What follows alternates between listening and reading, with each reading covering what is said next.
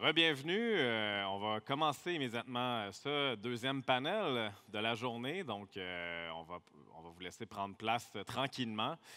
On va maintenant aborder les défis de la relance économique. On a identifié des secteurs, en fait, à la base qui, évidemment, ont vécu énormément durant les derniers mois, depuis le début de la pandémie, énormément de difficultés, énormément de défis, et qui mettront peut-être un peu plus de temps à se remettre sur pied que d'autres secteurs qui se trouvent actuellement dans le contexte de reprise. Donc, on a identifié le tourisme, le transport aérien, la restauration, on a vu d'ailleurs des diminutions des carnets de commandes au cours des derniers mois, une fréquentation drastiquement à la baisse, donc une chute des revenus qui s'accompagne de ça, et plusieurs embûches dont on parlera au cours de la prochaine heure avec nos panélistes. Donc, on a la chance de recevoir 4 professionnels, en fait, du milieu de ces secteurs-là économiques qui sont très prenants et qui font face à un défi quand même assez colossal pour les prochains mois. On a d'abord Gilbert Paquette, qui est le directeur général de Tourisme d'Affaires Québec. Il a occupé durant 12 ans le poste de directeur général d'Hebdo-Québec, l'Association de la presse locale indépendante du Québec.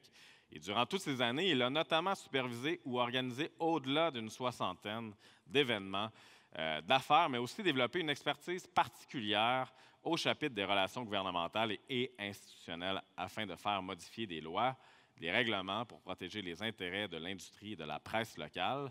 Depuis février 2020, M. Paquette œuvre à titre de directeur général de Tourisme d'Affaires Québec, l'association touristique qui se consacre à la promotion, la valorisation et la croissance du secteur du tourisme d'affaires au Québec, regroupant d'ailleurs 92 des infrastructures du secteur des congrès. Donc, merci d'être là. Pour l'accompagner, il y a Yanni Gagnon, qui est copropriétaire de Pascan Aviation et assume le rôle de vice-président exécutif et chef de la direction financière depuis 2012. Il est membre de l'Ordre des comptables agréés du Québec. Yanni cumule plus de 30 ans d'expérience en gestion financière, financement et développement stratégique dans des postes clés, notamment chez Garda World et PwC. Merci d'être là aussi. Et finalement, on a Pierre-Marc Tremblay, qui est le propriétaire de Pacini depuis son acquisition. La chaîne a remporté de nombreux prix pour ses innovations, la qualité de ses plats, sa cuisine italienne, son éthique, sa gestion des ressources humaines et son réseau de franchisés.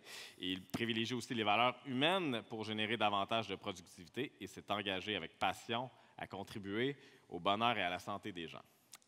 Et pour animer le tout, on a notre modérateur, en fait, qui est le président en fait, du comité entrepreneuriat, qui est Éric Dufour, qui est aussi vice-président associé conseil en transformation des affaires chez Raymond Chabot Grant Thornton, qui est un leader national aussi en relève entrepreneuriale chez RCGT au Québec. En plus de son expertise en transfert d'entreprise, il est régulièrement appelé à agir comme conseiller en stimulation et en gestion des changements dans plusieurs secteurs d'activité.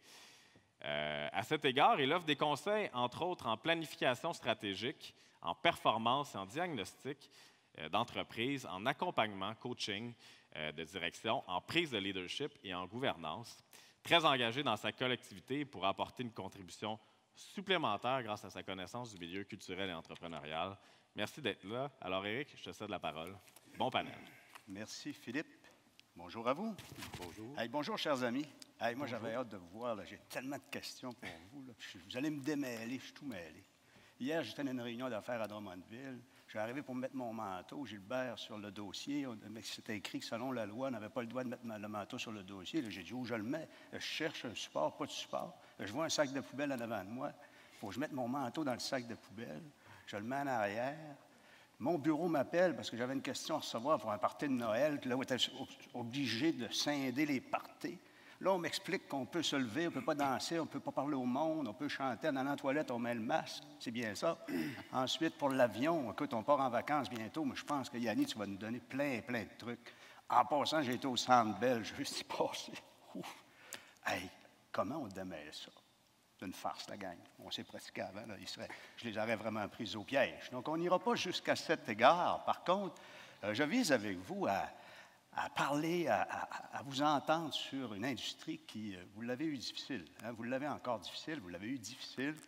Une industrie importante, l'industrie touristique, 15,7 milliards de revenus, 400 000 emplois, 12 des emplois au Québec, 30 000 PME, hein, c'est quand même 9 12 des PME.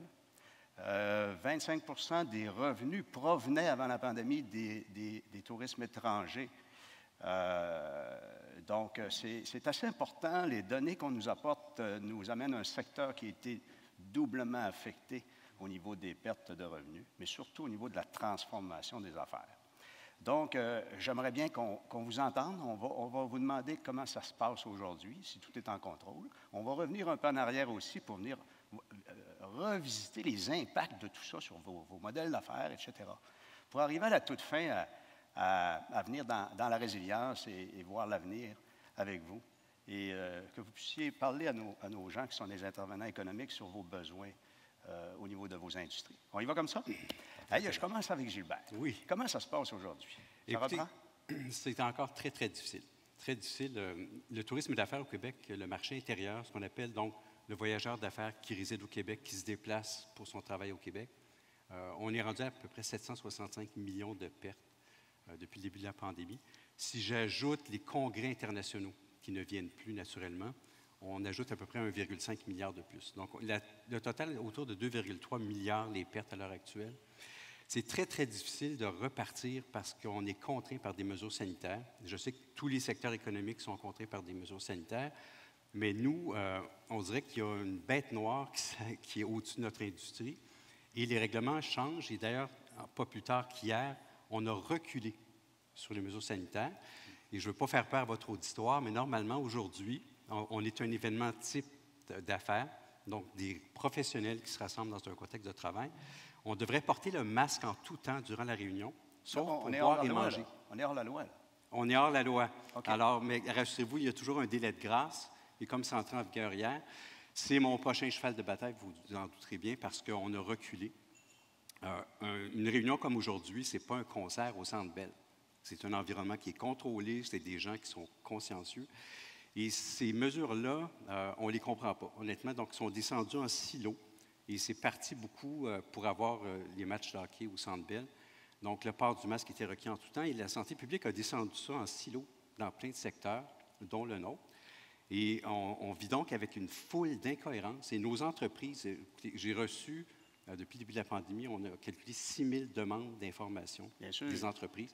Tout le monde est mélangé. Parce que les gens ont le goût, pas seulement le goût, ils entendent et ils comprennent qu'ils peuvent débuter à se déconfiner, à faire des rendez-vous d'affaires, des présentiels, etc. Mais avec la complexité, allons-nous y arriver? Donc, on y revient tout à l'heure. Excellent. Gilbert, on va avoir du plaisir.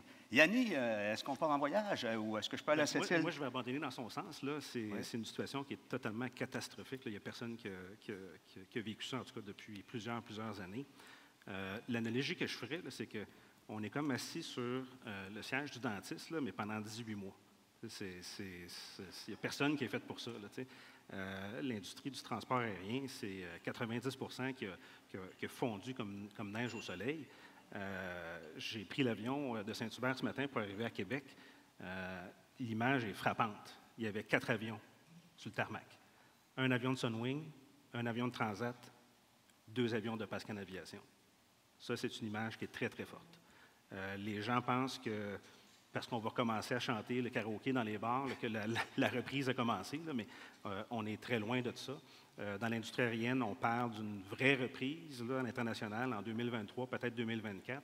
Il faut comprendre que dans le transport aérien régional, ce que nous, on fait, il y a environ 40 du volume de passagers qui est en connexion pour l'international. Donc, c'est sûr et certain que ça affecte l'ensemble du volume. Donc, une situation qui va peut-être s'améliorer à moyenne échéance, mais pas avant 2023. Par contre, Yanni, je crois qu'il y a des lignes de transport dans les régions présentement tout de même pour les gens d'affaires qui ont à se déplacer, que ce soit sur la Côte-Nord, soit à Montréal, etc. Oui, absolument. En fait, si on regarde le volume passager, là, il y a 3 types il y a 3 segments. Là. Il y a le volume d'affaires, qui, je pense, qui est le volume qui est le plus affecté et qui va continuer à être affecté.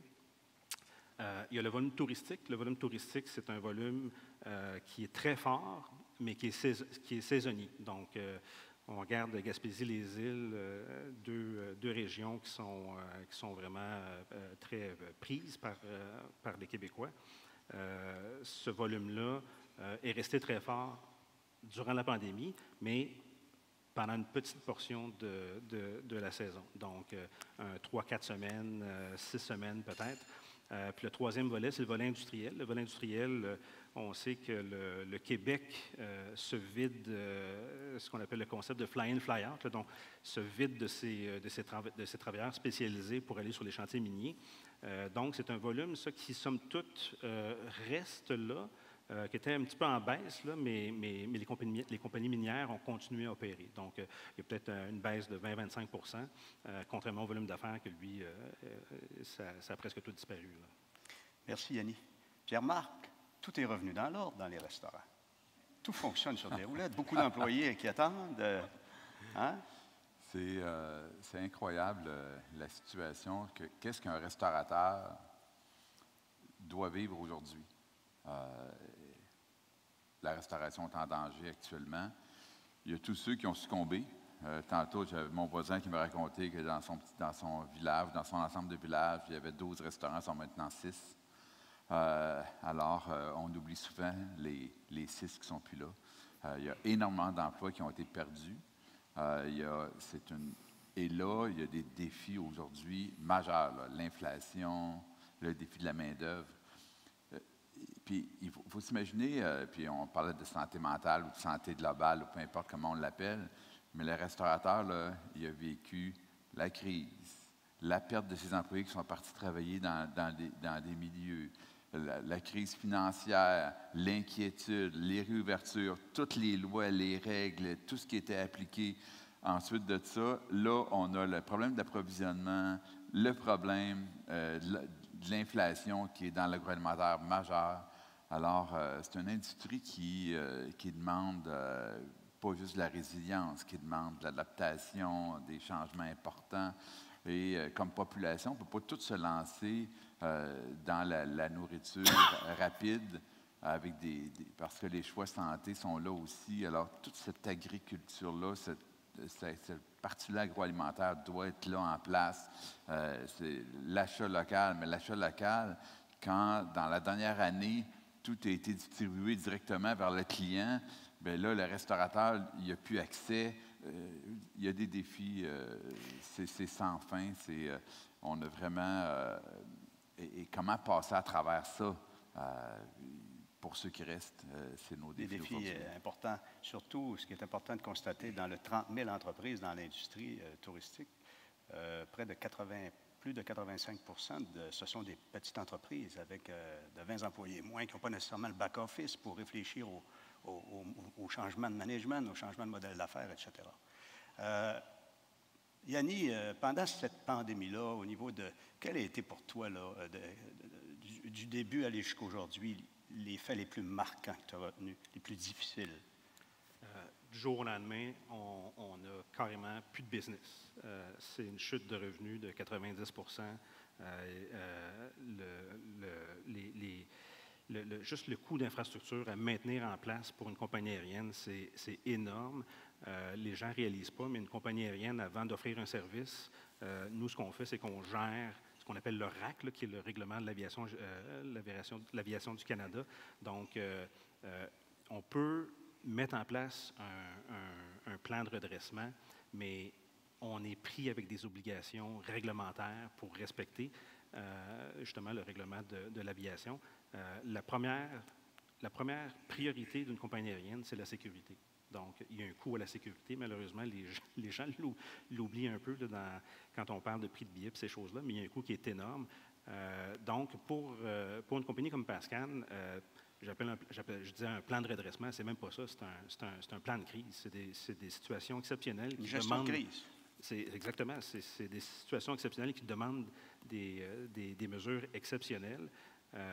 Je pense que toutes les compagnies, toutes les PME du Québec puis du reste du pays, dans leur plan stratégique, vont dorénavant avoir justement un plan de catastrophe à mettre en place, le cas échéant. Tantôt, je vais revenir avec toi, Yanni, pour voir si les mesures gouvernementales ont été bien adaptées pour vous. On va faire le tour.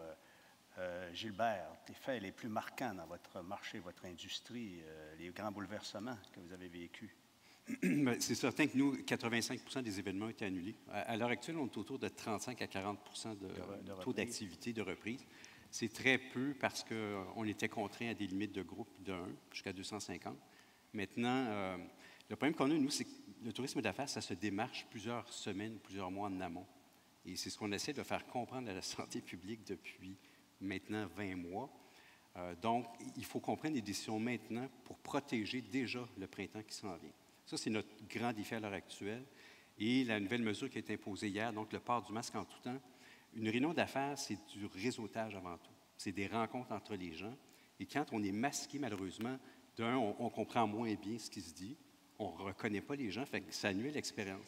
Alors, notre grand défi actuel, à l'automne dernier, suite à l'entrée en vigueur du passeport vaccinal, on misait beaucoup là-dessus. Mais ça a généré, à mon grand étonnement, une vague d'annulation. Okay. Donc, moi, je représente 140 entreprises, là, des hôtels, de centres de congrès. 70 de nos membres ont fait face à une vague d'annulation de l'ordre de 45 par mois pour septembre, octobre et novembre. L'effet inverse que ce que vous expliquez. L'effet inverse, parce que là, il y avait trop d'imprécisions sur comment va s'appliquer le passeport vaccinal. Et là, il y avait toute la problématique, c'est dans un contexte de travail, le Code du travail t'empêche de le faire. Les gens étaient tellement mélangés que le réflexe des clients, c'est de dire on va reporter à plus tard. Et là, on est en train de manquer la fenêtre, effectivement, des parties de Noël, qui est une autre aberration et qui est une source de revenus importante pour nous. Majeure. Alors, on peut faire aujourd'hui, puis Pierre-Marc va être content, on peut faire un gros party dans son restaurant au Pacini. Je ne peux pas transporter les mêmes gens dans un hôtel, dans une salle louée. Oui, puis Yanni a des beaux hangars aussi. Voilà. Ouais. Ou dans un hangar. On ne sait plus si on peut aller dans un hangar, dans nos bureaux, etc. C'est complexe, mais c'est des pertes de revenus exceptionnelles. La fenêtre, là, il faut les revenus des Québécois, des entrepreneurs. C'est majeur. Prenez, par exemple, l'hôtel universel de Rivière-du-Loup. 83 de ses recettes annuelles proviennent du tourisme d'affaires. Alors, lui, la fenêtre d'automne qui est en train de manquer, c'est majeur sur les liquidités dont il va avoir besoin pour passer à travers l'hiver. Et de prolonger jusqu'à la prochaine vague des congrès d'affaires, mais ces congrès d'affaires-là, ils doivent être retravaillés sur une longue période, comme tu l'as dit tout à l'heure. Merci, Gilbert, on y revient tout à l'heure. Pierre-Marc, écoute, ça tourne de tous bords, de tous côtés, c'est un tourbillon quotidien. Ce qui était le plus marquant pour toi, écoute, tu devais écouter tous les jours à 13 h M. Legault pour voir ce qu'il allait annoncer. Absolument. C'est vraiment constamment. Puis la grande difficulté, c'est pour un restaurateur, puis j'ose parler plus pour l'ensemble de la restauration, quand on est un restaurateur, on se nourrit de nos clients. Hein? Hey, merci. Ah, c'est bon. On est content d'être là. Tous les clients, c'est notre nourriture quotidienne. Alors, la nourriture arrête de rentrer. c'est quelque chose. Puis là, après ça, tout devient des inquiétudes. Puis on sait que pour un restaurateur, la partie financière, c'est pas sa première force. C'est l'être humain souvent qui est là. Fait que là, tu perds tes employés, tu perds ta nourriture, tes clients. Ensuite, il faut tout se réorganiser. Puis là, réessayer d'engager des gens. Des organisations, aussi petites soient-elles, il faut les former, ces clients-là. Là, pas ces clients-là, il faut former des employés. On n'a souvent pas les ressources pour les former. On ne peut pas ouvrir l'ensemble des heures qu'on ouvrait avant. La distribution alimentaire s'est organisée autrement. Là, on arrive avec, il n'y a plus de pâte alimentaire. Le jeudi, on n'a plus de linguini. C'est assez des choses, on se débrouille, on s'en sort, mais c'est extrêmement exigeant pour l'organisation. Puis là, moi, je suis une chaîne quand même avec une certaine capacité, mais j'imagine un indépendant qui attend sa commande, qui a ses réservations, puis là, dans sa commande, il y a 5 back-orders. Imaginez-vous, c'est quelque chose. Tout réorganiser ça, c'est extrêmement exigeant. Il y en a beaucoup qui laissent tomber. C'est triste. Il y a beaucoup de mes restaurants favoris qui ont simplement laissé tomber parce qu'ils trouvaient ça trop difficile. C'est comme ça. Puis en plus, tous les problèmes de santé qui sont arrivés dans ces moments-là, les stress, etc. Donc, peut-être un petit bout sur ce que vous avez, comment vous avez perçu les aides gouvernementales. La Fédération a une cible, un objectif de faire de bonnes représentations pour que chaque industrie soit bien appuyée. Dans votre industrie, est-ce que vous avez senti que c'était à point, que l'information était claire? Comment avez-vous vécu ça, Gilbert? Bien, moi, premièrement, je salue les programmes gouvernementaux. Si ça n'avait pas été de ça, il y a une foule d'entreprises qui n'auraient pas passé à travers. Ça a été majeur, l'aide. Il y a des gens de l'Alliance qui sont ici, d'ailleurs, aujourd'hui. Maintenant, notre nouvelle bataille, je pense que devrait bien se passer, mais il faut prolonger ces programmes-là jusqu'en mai. Le gouvernement Trudeau s'est engagé, s'il était réélu, à prolonger jusqu'en mai 22. Parce que, comme je disais tantôt, l'hiver va être difficile pour plusieurs entreprises. Pour se rendre à la fenêtre des revenus. Il faut se rendre, c'est ça, à la fenêtre, en espérant qu'il n'y aura pas un autre cataclysme, là. Donc, on a besoin encore d'un peu d'aide juste pour traverser on est dans les derniers milles, là, je pense, de cette pandémie-là. Mais je salue la gestion de ces programmes-là, la simplicité. Mon association, on en bénéficie d'ailleurs, là. Et c'est très, très simple. Et le provincial aussi a mis en œuvre certains programmes plus constructeurs, je dirais, donc beaucoup de modernisation des infrastructures. Donc, pour nous aider aussi à préparer l'avenir, il y a beaucoup d'hôtels qui ont décidé de fermer carrément pendant la pandémie pour rénover. Oui. Donc, ils ont dit, on va laisser passer la tempête. Et il y a eu des programmes provinciaux à cet effet-là. Pour ma part, je leur donne un 9,5 sur 10 facilement. Ben, bravo. De ton côté, Pierre-Marc? En ce qui me concerne, les associations de restauration, l'ARQ au Québec, Restaurant Canada, ont été extrêmement proactifs.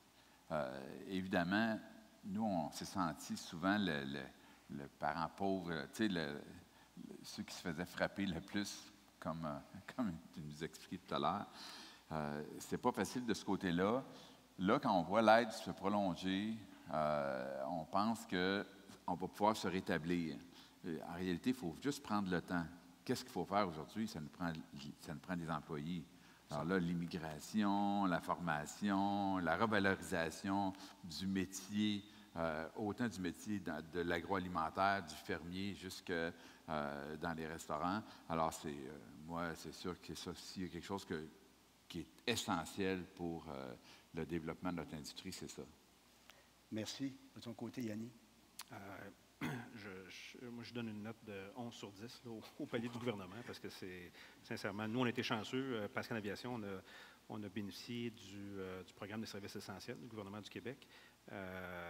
S'il n'y avait pas eu ça, je ne serais même pas ici pour en parler, honnêtement. Il faut saluer les bons coups du gouvernement. Puis ça, c'est un coup de circuit, en fait, qu'on devrait dire. Je regarde dans les provinces, dans les autres provinces, là, il n'y a eu aucune autre aide ou aucun autre programme provincial de cette envergure-là. Donc, les autres provinces, les transporteurs, eux autres, ils ont attendu que le fédéral mette en place quelque chose et on sait que ça a été très long, très pénible parce que le fédéral a commencé à plancher sur des mesures pour les gros transporteurs comme les Air Canada de ce monde. Donc, nous, on a été très, très, très chanceux. Là, il faut se poser la question, qu'est-ce qui va arriver après la fin de la pandémie? Donc, je pense qu'il faut travailler ensemble, trouver des mesures qui vont être structurantes pour la sortie de la crise. Je regarde de notre côté, les gens ne le réalisent pas, mais le coût de formation d'un pilote, c'est environ 25% du salaire. Et ça, c'est récurrent, c'est année après année.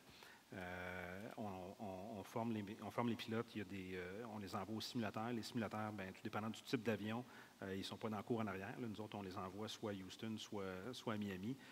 Juste en gestion pandémique d'envoyer les équipages à l'étranger, là, c'était quelque chose.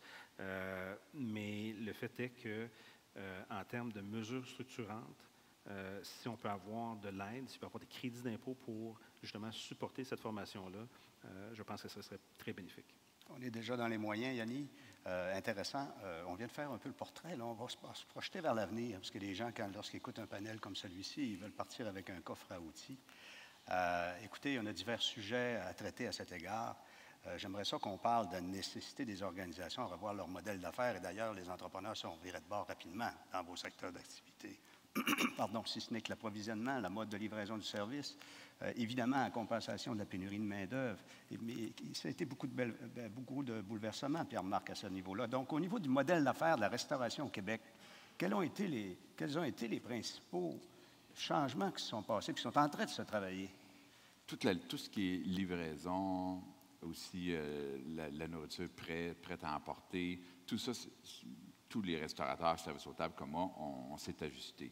On est vraiment en train de tout faire ça, mais il faut ajouter maintenant tous les systèmes informatiques qui vont avec ça, les systèmes téléphoniques, toute la structure qui va autour de ces nouveaux modèles d'affaires-là. Et ça, on est en train de le faire. Ça va demander beaucoup de moyens dans les prochains temps parce que les clients ne réagissent plus de la même façon. Il y a des gros changements. Cette habitude-là que les gens ont de se faire livrer, on parlait du travail à domicile, juste sur le menu dîner, bien, tous ces gens-là qui restent chez eux, le modèle est complètement autre pour un restaurateur.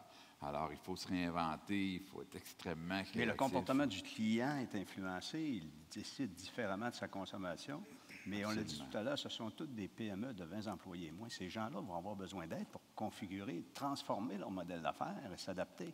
Donc, évidemment, il y en a qui se découragent. Maintenant, il y a des moyens, il y a des façons de faire, il y a des supports pour y arriver, hein, Pierre-Marc? Et il n'y en a pas tant que ça. Ah, okay. Il n'y en a pas tant que ça. Parce que, justement, puis on le voit, là, tu es un restaurateur, puis là, tu n'as pas d'employé. Où tu passes tes heures? Dans la cuisine. C'est souvent, on entend un restaurateur. Moi, un restaurateur, il passe plus que la moitié de son temps juste à nettoyer. Alors, le moyen, ça prend le temps. Alors, pas d'employés, pas de temps, pas de moyens, et les ressources financières, et le crédit dans l'ensemble, c'est resserré pour tous les restaurateurs. Hein, on était déjà un secteur mou où le financement n'était pas facile. Imaginez-vous l'avenir. On ne peut pas dire, ah ben là, monsieur le banquier, on ne veut pas acheter de l'équipement, là, on veut prendre le temps de réorganiser notre structure interne. Je peux juste vous dire que c'est pas gratis. Ça ne sera pas simple. Et on a des moyens.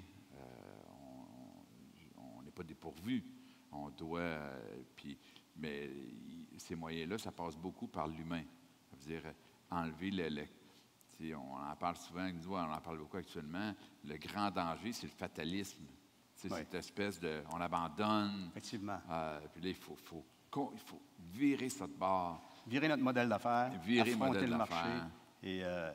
Et persévérer. Donc, Yanni, de ton côté, évidemment, tu as parlé tout à l'heure, tu as eu les subventions qui ont supporté une période de temps là, pour que le marché se réajuste, mais votre modèle d'affaires, vous avez réfléchi, vous avez été chercher des contrats de transport régionaux, donc vous avez revisité votre modèle d'affaires. Oui, on l'avait déjà. Là. On est quand même très présent en région. On a un modèle d'affaires où...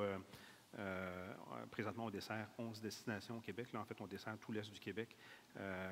On a une espèce de modèle d'affaires où on ne fait pas juste relier les régions avec les grands centres urbains, mais on relie aussi les régions entre elles. Fait qu'on fait beaucoup de vols, ce qu'on appelle dans le jargon des sauts de crapaud, donc des vols avec multi-escales, parce que les régions, malheureusement, il n'y a pas assez de volume pour tout le temps remplir des avions. 365 jours par année. Là, je pèse bien mes mots, là, parce que c'est sûr que si on regarde seulement, par exemple, l'été, en pleine saison estivale, là, on va remplir un avion, un Q400 qui est environ 78 sièges. Là, on peut remplir un avion comme ça, un vol direct Montréal-Les Îles. C'est sûr et certain, le volume est là. Puis la preuve, c'est qu'Air Canada, qui s'est retiré de la plupart des régions, ont continué par contre à le faire durant l'été. En termes des défis que nous, on voit, il y a surtout deux choses. Premièrement, la hausse des coûts qu'on connaît présentement, qui est phénoménale. On garde, je pense que M. Cléroux en parlait ce matin, l'économiste, 50 d'augmentation au niveau du prix du carburant. Mais ce qu'on paye à la pompe, c'est la même chose pour le transporteur. Il y a un corollaire entre le prix à la pompe puis le prix pour les transporteurs. NAV Canada, qui gère le corridor aérien, Augmentation de 30 en pleine pandémie, là, 30 les aéroports, augmentation de n'importe où entre, je pense que le plus bas, c'est peut-être 2,5 jusqu'à 20-25 Donc, puis là, ça, c'est pendant la pandémie. Qu'est-ce qui va arriver post-pandémie? Ça risque de continuer. Là. Je ne vois pas que ça va avoir un effet arrière. Donc, ça, c'est le premier défi. Le deuxième défi, pour nous, pénurie de main-d'œuvre. Là, présentement, aucun problème. Il ne manque pas de pilotes parce qu'on est parmi les seuls à voler. Donc, ils veulent tous venir voler chez nous. Quand vous regardez dans 5 ans devant vous... Non, mais même présentement, parce que les pilotes, ça prend 3 à 6 mois avant de les former. Donc, ils se font déjà rappeler par les compagnies majeures. Un pilote, c'est comme un joueur de hockey. Ça veut jouer dans la Ligue nationale. Puis, on n'a jamais eu les prétentions chez Pascan d'être la Ligue nationale, mais on est un très bon farm club, comme on dit. Donc, les gens, les pilotes veulent venir chez Pascan, prendre un certain nombre d'années d'expérience, puis après ça, graduer chez Air Canada ou Transat. Donc, c'est un très bon tremplin chez Pascal, mais à un moment donné, on ne peut juste pas suffire à la demande. Ouais. Pré-pandémie, on a eu des taux de roulement juste sur les pilotes de 50 et plus. Je ne connais pas beaucoup de business qui peuvent survivre à des taux de roulement comme ça. Ça, c'est parmi les défis. Au niveau des opportunités, tout le paysage aérien, là, il est en mutation. On le voit à l'international.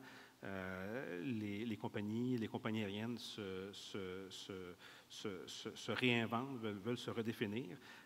Nous, au Québec, Air Canada s'est retiré, comme la plupart des gens le savent, s'est retiré de la plupart des régions. Donc, ce qui a fait en sorte que ils ont cherché à faire des alliances. Donc, nous, depuis l'été passé, depuis l'été 2021, on a une entente, ce qu'on appelle une entente d'interligne avec Air Canada. Donc, le volume régional, on est capable de le feeder à Air Canada sur des aéroports internationaux comme ici à Québec ou à Montréal-Trudeau.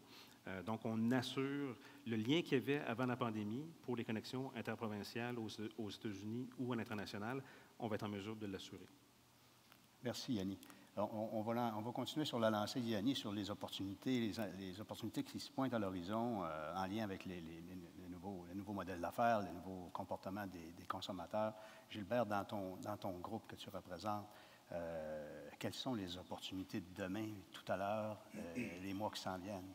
C'est sûr, bon, je pense qu'on voit une embellie là, dans le marché. Je travaille avec des partenaires de l'industrie sur un plan de relance, quelque chose de très concret. Je ne peux pas rentrer dans les détails de ce plan-là ce matin, malheureusement, mais ça va donner un sérieux coup de pouce. Et nous, la façon qu'on le réfléchit aussi, on regarde les clientèles qui alimentent notre écosystème. Parce que la pandémie a révélé plein de choses. Il y a eu une explosion de plateformes en format hybride notamment, mais le modèle d'affaires de nos hôteliers repose sur la location de chambres. Ouais. Alors, comment transformer ça? Parce que c'est très, très difficile. Donc, le virtuel, pour nous, n'est pas une solution parce qu'on veut en faire remplir des gens. Par contre, là, il y a beaucoup d'hôtels qui se sont équipés en hybride. Donc, on satisfait à la fois des clientèles qui ne sont pas rendues à se déplacer dans une réunion. Donc, on les accueille de façon virtuelle, comme vous faites aujourd'hui. Vous avez besoin des organisations comme la Fédération. Puis, comme la Fédération, c'est le meilleur exemple. Donc, s'il y a un message à lancer aujourd'hui aux personnes qui sont à la tête d'organisations, le présentiel avec toute la sécurité sanitaire est un coup de pouce majeur pour vous dans ces temps-ci. Puis, écoutez, on est vraiment dans un environnement contrôlé. Il n'y a à peu près pas de cas qui nous a été rapporté de contamination dans le cadre d'une réunion d'affaires. Il y a des opportunités qui vont se dessiner surtout par le télétravail. Donc, les entreprises, le télétravail va demeurer dans les entreprises. Il va falloir que les entreprises réunissent les employés, surtout pour des activités de team building. Donc, je pense que c'est un créneau qu'on va chercher à développer beaucoup dans l'avenir. Il y a le voyage de motivation, qui est un autre créneau du tourisme d'affaires, qui était plus ou moins présent dans les dernières années. Je pense que ça va repartir en hausse. Je suis entièrement d'accord avec toi. Le phénomène du devoir de mobiliser les troupes. Les gens ont un devoir de se réunir dans vos entreprises. Donc, évidemment, c'est une niche importante à travailler pour vous. Exactement. Alors, donc, on va y aller petit à petit. Naturellement, là où le bas blesse, c'est sur les mesures sanitaires. C'est vraiment ça qui va nous permettre de repartir nos activités. Et notre demande à la santé publique, elle est très simple. C'est qu'on voudrait avoir un plan qui ressemble à ce que l'Ontario a annoncé. OK. Donc, un plan qui est très concret jusqu'au 27 mars.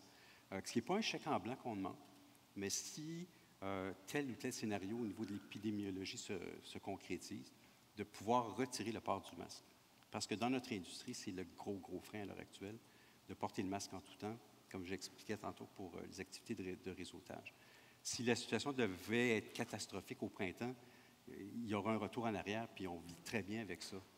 Mais il faut envoyer un message clair aux organisateurs d'événements, mais revenez dans les hôtels, refaites vos événements.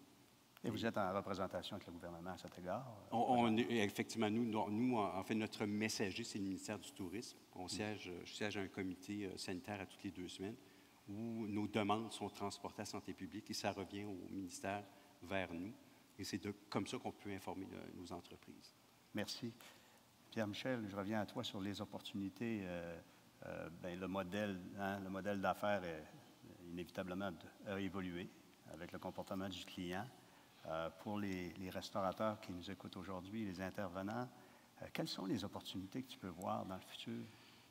Il faut vraiment favoriser la fête parce que on le voit, là, toute l'espèce de momentum pour aller au restaurant, il change. Donc, il faut vraiment se mettre dans une option que le client va venir chez nous, pas juste de façon régulière, va venir de plus en plus pour fêter, se retrouver. Alors, valoriser la fête, le moment dans nos restaurants, réorganiser nos menus en fonction de ça, s'assurer justement qu'on invite nos clients à venir fêter chez nous, puis qu'il y ait un espace dans leur agenda pour venir passer le temps des fêtes aussi dans les restaurants ça semble être le cas. Si je regarde chez Pacini, on sent une effervescence majeure sur les réservations du temps des fêtes. Alors, on pense qu'on va avoir un excellent temps des fêtes. On le sent. Peut-être justement, peut-être qu'on prend des clients de l'hôtellerie. J'ai l'impression que oui. Alors, il y a énormément de réservations actuellement. Fait que ça, c'est une bonne nouvelle. Puis il faut s'adapter à ça, autant par notre service. Si le gouvernement nous permet à l'industrie de s'aider avec des mesures allégées comme ils sont en train de faire, je pense qu'on va tout y arriver. Il y a un sujet présentement qui est important au niveau de votre industrie, qui est le salaire minimum. Oui. On s'en va où? Nous, en ce qui nous concerne, moi, je vais parler de Pacini, ça ne me touche pas vraiment parce qu'il y a très, très peu de gens au salaire minimum. Je dirais il y a des hôtesses, puis dans certains restaurants seulement. Il y a de plus en plus de partage de pourboires. Tout ça, là, la loi sur le partage de pourboires pourrait vraiment changer beaucoup de choses dans la restauration. Mais que ce soit un salaire minimum à 15 pour moi, ça changerait pas. Ça changerait peu de choses ou à peu près pas. Pour l'industrie, par exemple, c'est une autre chose. Salariale, l'inflation salariale est rendue à une échelle que le sujet... je suis content de t'entendre, Gilbert, à ce niveau-là, dans ton industrie, le salaire minimum. Est-ce que c'est un débat? Il y a une pression, nous aussi, parce qu'on vit le même problème de pénurie de main-d'œuvre dans notre secteur. Certains hôtels, à l'heure actuelle, vont rémunérer entre 20 et 22 $ de l'heure les femmes de chambre qui étaient au salaire minimum parce qu'il manque de personnel.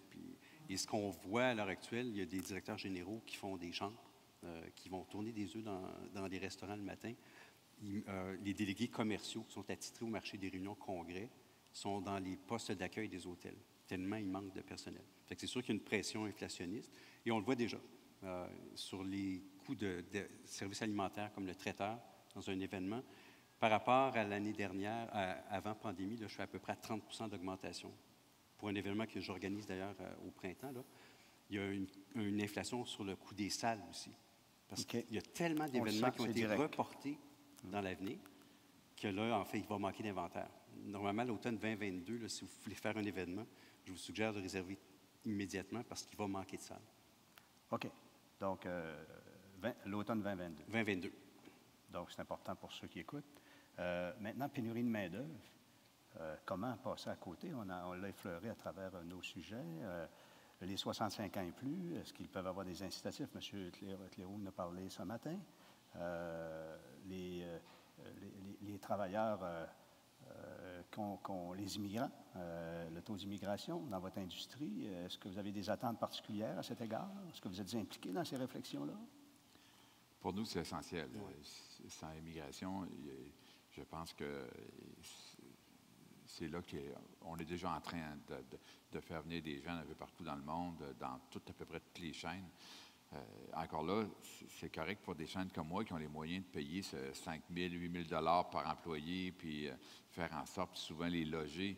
Mais imaginez-vous le restaurateur indépendant, là. C'est là que moi, je trouve qu'il y a quelque chose qui ne va pas. Il faut garder cette diversité-là qu'on a au Québec. Pour la garder, ça va prendre des mesures d'aide vraiment d'immigration, de formation, de préparation, de revalorisation du métier. Il y a beaucoup à faire, j'imagine. Le politique, il va devoir le faire. J'interpelle également Yanni sur aussi un phénomène qu'on devrait voir apparaître sous peu, c'est une grande consolidation des entreprises due à la pénurie de main-d'œuvre et la difficulté des plus petits à y arriver. Donc, c'est déjà un mouvement qui est débuté dans l'industrie du transport aérien. Je ne sais pas, Yanni, comment ça se passe, mais de votre côté, certainement des impacts. Il y a déjà des choses qui se passent, des gens qui se fusionnent, qui se regroupent pour partager les défis communs. Est-ce que vous le sentez présentement dans vos industries? Yanni? Bien, au niveau du transport aérien, ça part avec des pilotes. Si je n'ai pas de pilote, il n'y a pas d'avion. C'est aussi simple que ça. Donc, dans l'industrie, il y a une énorme barrière à l'entrée, qui est le coût d'obtention d'une licence. On parle d'environ une licence commerciale, là, on parle d'environ 80 000 $. Donc, c'est énorme. Les écoles de pilotage au Québec ne sont pas conventionnées, donc sont exclues du périmètre du ministère de l'Éducation, à part le cégep de Chicoutimi. Le cégep de Chicoutimi recrute environ pas loin d'une quarantaine d'étudiants à chaque année. La demande, puis là je parle pré-pandémie, mais je suis pas mal sûr que ça va revenir. La demande, c'est environ 900. Fait qu'il y a 900 applicants pour 40 élus. Donc, ces 900-là, ou les 860 qui sont refusés, là, ils s'en vont où? T'sais, ils vont aller, quelques-uns vont aller dans les écoles de pilotage. Mais là, à 80 000 $, là, papa, maman, ils n'ont pas les moyens. Là. Donc, je pense que le gouvernement a une très belle opportunité de regarder ce dossier-là. Quand on sait que le salaire d'un pilote là, qui a 15-20 ans d'expérience dans une grosse compagnie aérienne, là, les salaires sont très, très, très intéressants. Donc, je pense que le retour sur investissement d'une mesure du ministère de l'Éducation, d'investir dans des programmes comme ça, serait très bénéfique. Donc, Yanni, on t'entend très fort aujourd'hui. Peut-être que ce que la Fédération pourrait faire comme soutien à votre industrie, c'est vraiment travailler avec, au niveau des initiatives de formation, où vous avez un très grand besoin. Si on fait une rétrospective de ce qu'on a discuté jusqu'à maintenant, on a parlé d'industries qui sont en conversion. Donc, ce qu'on recommande aux gens qui sont avec nous, c'est, en gros, on en a discuté longtemps lorsqu'on s'est parlé, c'est de revoir son modèle d'affaires, bien réfléchir sur notre modèle d'affaires, où nous étions auparavant, l'impact des changements, où nous sommes aujourd'hui. Donc, c'est majeur. Donc, ce que vous dites, ce qu'on entend, c'est de se concentrer à cet égard, en même temps d'être attractif pour nos talents, évidemment. Pas nécessairement de barrière sur le salaire minimum. C'est un élément nouveau qu'on n'avait pas parlé l'autre jour. Là. Je vous l'ai fait apparaître aujourd'hui, mais c'est intéressant de l'entendre. Et évidemment, l'immigration est une source importante pour vous au niveau du quantum, de la quantité, de la mathématique, de la main-d'œuvre. Vous avez certainement l'intention que nous tous allions vous voir, qu'on réserve, qu'on force le présentiel à mon prochain parti de bureau. On est 150, donc je peux-tu rentrer? Donc, est-ce que vous avez des services d'information? Vous avez dit que vous aviez 3000 appels. Bien, en fait, nous, c'est ça, Tourisme d'affaires Québec. On est l'association touristique qui chapeaute le tourisme d'affaires au Québec. Et on porte, nous, tout le dossier sanitaire. Donc, c'est moi-même, en fait, qui porte ça, là, qui a rédigé, avec des partenaires, le premier document qui a été approuvé par la santé publique pour rouvrir nos secteurs graduellement à l'été 2020. Donc, tout le secteur est encadré par ce protocole-là qui est très rigoureux. C'est une trentaine de pages. Et donc, on accompagne les entreprises sur l'interprétation des mesures. Donc, les hôtels, les organisations peuvent vous appeler pour avoir des informations, clarifier les choses plutôt que refuser de baisser les bras, il faut Tout à persévérer. fait, c'est ça. Il faut poser les questions, il faut s'intéresser, il faut forcer le présentiel, la gang. Hein, c'est pour ça qu'on est content aujourd'hui. Ça, c'est quelque chose de bien. On est content de connaître, évidemment, vos 11 destinations régionales. Donc, moi, je peux aller à Sept-Îles la semaine prochaine rencontrer un client. La personne de Sept-Îles peut aller dans le Nord rencontrer un autre client. Donc, ça, c'est une bonne nouvelle. La Fédération était très inquiète sur ces mouvements d'affaires-là. Donc, on peut aussi se réhabituer à utiliser le transport aérien qui est si important. Donc, on retient les devoirs de formation. J'aimerais vous parler d'un autre dossier qui est délicat. Je vous amène des surprises. C'est le deuxième que je vous apporte.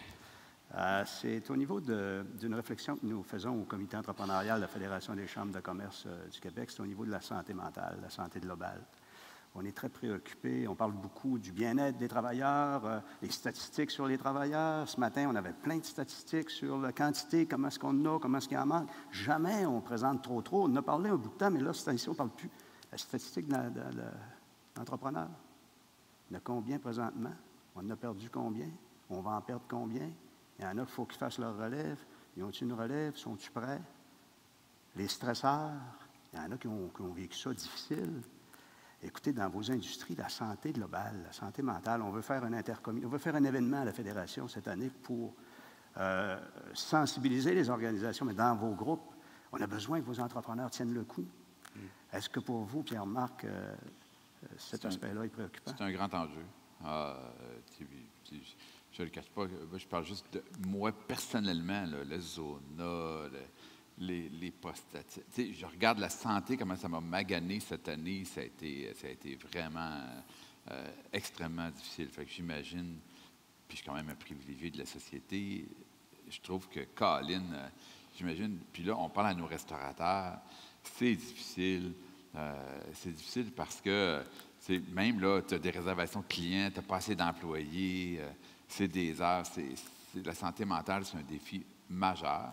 La complaisance est un grand danger. C'est-à-dire que de toute façon, on n'est pas capable. De toute façon, on n'a pas d'employés. Toute cette espèce d'abandon-là est très dangereux. Il y a des solutions. La solution, c'est de se rapprocher de nos clients et de ressentir. On parle d'amour, mais c'est très émotif, la restauration. Là, puis je parle de l'hôtellerie, mais il faut qu'on ressente l'amour de ces clients-là pour nous, restaurateurs. Il y a du monde d'émotion. Oui, et cet amour-là qu'on va ressentir, c'est ça qui va donner des ailes, qui va nous permettre de passer à travers. On est content de se faire dire « Hey, on est revenu, on est content d'être là, merci ». Même si tout n'est pas parfait, parce que l'hôtesse, elle n'a pas été formée comme elle aurait dû. Tout ça, il y a une imperfection qui doit s'accepter, puis une relation émotive qui doit se construire. Ouais. Merci. Écoute, j'ai un patron qui est là avec des cartons, là. J'ai déjà dépassé. Merci pour ce bout-là. Mais je voulais faire un clin d'œil sur la santé mentale. Donc, on va aller vous voir pour motiver, d'avoir une patience et d'aller goûter vos bons produits, tout le monde. On va aux événements, on utilise Pascan. Donc, on reprend à partir de 2022. Et on va passer à la période des questions. Donc, certainement des questions qui ont été posées. Est-ce qu'il y en a dans la salle?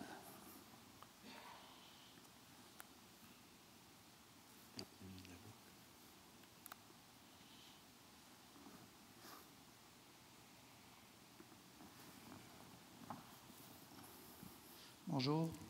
Bonjour. Bonjour, M. Dufour. André Comlauzy, de Drummondville, consultant. J'aurais une question plus pour Yanni, mais ça concerne tout le monde au niveau du transport aérien régional et la reprise. Alors, on sait, beaucoup de gouvernements fédéraux en parlent en disant le premier tourisme à développer, c'est le tourisme du pays, là, donc les Québécois au Québec, là, au Canada, et puis, prochaine étape, les États-Unis, la frontière ouvre tranquillement, pas vite. On voit un phénomène qui est récent depuis quelques années, là, qui est le développement du transport aérien des compagnies à rabais au Canada, qui s'est développé. Aux États-Unis, on en voit déjà présent, là, beaucoup, particulièrement à Plattsburgh, les gens vont là-bas. Ça se développe au Canada et ce phénomène-là semble vouloir aussi s'implanter. Ils ont un intérêt pour s'implanter ici au Québec. Alors, j'aimerais voir comment vous voyez ça, M. Gagnon, puis l'impact également là, au niveau du soutien au transport aérien régional, parce que forcément, si les compagnies à rabais s'installent pour des destinations ailleurs au Canada et, disons, aux États-Unis et des destinations soleil, bien, c'est tous les Québécois qui vont en bénéficier, y compris les régions, parce que les rabais vont être intéressants. Et vous êtes un acteur majeur. Moi, je considère que vous êtes le principal acteur au niveau du transport aérien régional. Donc, comment vous voyez ça, cette arrivée-là, et de quelle manière une compagnie comme Pascan se positionne pour participer un peu à ce qui s'en vient, parce que c'est une tendance lourde, là. Je pense que la question, c'est pas de savoir s'ils vont s'installer ici, mais plutôt quand ils vont s'installer. Oui, merci André pour la question. Je ne peux pas prendre de gants blancs avec ça, là. Malheureusement, le concept de ce qu'on appelle le low cost ou le ultra low cost, c'est un concept des fois qui est plutôt dans la catégorie du fantasme, parce que les gens ne comprennent pas exactement les modèles d'affaires de ces compagnies-là. Donc, on dit low cost, puis c'est comme si ça pouvait s'appliquer à tout le monde. La donnée la plus importante pour un transporteur, c'est le volume passager sous-jacent à la région qui est desservie. Ça, c'est la première des choses. Donc, quand on parle de low cost, aux États-Unis, où il y a 10 fois plus de population, où le transport aérien fait partie, est ancré dans le comportement du consommateur, on est à des lieux de ce qu'on vit ici. L'autre chose aussi, c'est que toute l'infrastructure qui supporte un low cost est complètement différente. Les modèles d'affaires sont différents. Ici, les aéroports, c'est des centres de profit. Donc, ils ont leur budget, il faut qu'ils fassent leur budget et ils chargent les transporteurs en conséquence. Aux États-Unis, il y a plusieurs aéroports régionaux qui supportent des low cost, qui sont supportés par une espèce de programme subventionné par le FAA, le Federal Aviation Agency. Donc, le budget de cet aéroport-là va être pris en charge par un organisme gouvernemental. À l'inverse, on regarde une tendance en Europe où là, c'est complètement différent. C'est que les aéroports vont payer un transporteur pour venir desservir l'aéroport. Des fois, c'est un aéroport qui est en région d'un grand centre. Donc, les modèles d'affaires sont vraiment différents. Et comme je disais, c'est une question aussi de volume. Donc, il y a combien de passagers qui vont supporter une ligne, en fait, pas une ligne aérienne, mais des destinations aériennes. Je sais que nous, à l'aéroport à Saint-Hubert, l'organisme d'échelle qui gère l'aéroport planche sur un projet comme ça, qui peut être bénéfique à moyen long terme s'ils sont capables d'aller chercher justement ce volume-là. Merci. Autre question? Bonjour, Claude Potvin-Brodeur, je suis présidente de la Chambre de commerce de Saint-Félicien. Je suis directrice de l'hôtel La Boréalie à Saint-Félicien. Je voulais témoigner les dires de M. Paquette. Comme cet été, moi, j'ai été plombière, électricienne, répareuse d'air climatisé, faiseuse de chambre, buandière, réceptionniste. C'est vraiment un peu l'ensemble des hôteliers qui ont eu la même réalité cet été. On donnait des congés à nos employés. Puis on faisait du 7 jours sur 7 pour servir les clients. Mais les clients étaient très gentils. Donc, c'est ça qui contribuait peut-être à notre positif et rester ouvert. Merci. J'ai manqué le début. On entend mal, hein? On n'entend pas bien, là. Écoutez, pas saisi. on a de la difficulté dans le son. Vraiment, moi, malheureusement, je n'ai pas entendu le début de la question. Est-ce que, Philippe, tu as bien entendu? Le son est très sourd ici. OK. C'est un commentaire, Oh, donc OK. Donc, on est désolé, on a une difficulté d'audition ici. Oui. Je pensais que j'étais le seul. Non, je suis vraiment sourd dans la vie, mais j'ai des appareils, ils sont dans mes poches. Non, il y avait mes appareils sont dans mes poches. Je suis en train de dire, j'aurais dû les mettre, mais j'aurais eu les oreilles larges de même. C'est compliqué, là. D'autres questions? Bien, je vous dirais, je vais vous en poser une. Est-ce qu'on sort? On va au restaurant dans le temps des fêtes? Oui. Hein? Prochain congrès de vos chambres de commerce? Est-ce qu'ils sont présentiels? Est-ce qu'ils sont hybrides? Présentiel. Ceux qui sont présentiels, les prochains, levez la main. Oh, beaucoup d'activités présentielles, la gang. C'est intéressant, donc on sent que ça peut reprendre. En même temps, on avait parlé aussi, j'en ai une question qui est importante de mettre en perspective pour les gens. Vous avez vraiment une nouvelle compétition aujourd'hui dans la vie. Hein? Puis remarque, je pense que les compétiteurs, tu en as une tonne que tu n'avais pas auparavant. Hein? C'est important de le mettre en perspective pour peut-être influencer les comportements. Évidemment, nous, toute l'épicerie, les métros de ce monde, les Avril et tout ça, ils ont remplacé une grande partie de la restauration. Puis ils n'ont pas l'intention de nous laisser reprendre ce marché-là. Alors... Parce que l'Amazon de la bouffe, là, ça va à l'encontre de la proximité du client, mais ça vous rentre dedans. Absolument. Puis là, qu'est-ce qu'il va falloir faire? Il va falloir être tout simplement meilleur. Il y a assez... C'est pas... Dans le fond, c'est relativement simple. Le restaurateur, il y a une obligation de qualité, sinon il n'y aura pas de clients. Alors, qu'est-ce qu'on fait aujourd'hui? Bien, la concurrence a grandi de façon importante. Alors, il va falloir être meilleur et meilleur. C'est comme ça que ça va se passer. Puis, moi, j'ai l'impression que la restauration, comme différentes industries, il va rester juste les meilleurs. Sinon, ça ne sera pas possible. Et puis moi, j'enlignerais peut-être, Gilbert, à l'inverse, c'est que ça vous a amené une clientèle québécoise beaucoup plus nombreuse quand même dans les hôtels, dans les attraits touristiques. Donc, c'est une conversion de clientèle. Hein? Le marché a changé énormément de votre côté aussi. Là, le défi qu'on a, c'est de valoriser le Québec comme destination. Parce que pour pas que les gens aient le premier réflexe de sortir du pays pour maintenir les revenus. Le tourisme d'agrément, notamment. Là. Mais certains hôteliers ont été très chanceux cette année. Je pense entre autres au Bas-Saint-Laurent qui a pris tout le débordement de la Gaspésie. Le Bas-Saint-Laurent n'était pas une destination naturelle pour aller passer ses vacances. Et donc, les pertes que ces hôteliers ont connues en termes de tourisme d'affaires, ils ont regagné des recettes avec le tourisme d'agrément. Alors, on souhaite qu'une certaine habitude s'installe chez les Québécois pour ne pas partir à chaque année et pour que l'argent reste au pays. Je pense que le courant tout en développement durable qui va nous aider parce que les gens sont de plus en plus consciencieux sur le coût environnemental d'un déplacement. Là. Et notre industrie est interpellée justement pour mettre en place un plan de développement durable.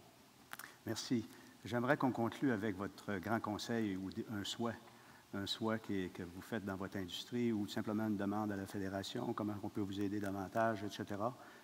Mais surtout, après ce que vous avez vécu comme tempête, Yanni, quel est le grand conseil? Vous êtes des gens qui démontrez votre sens de la combativité.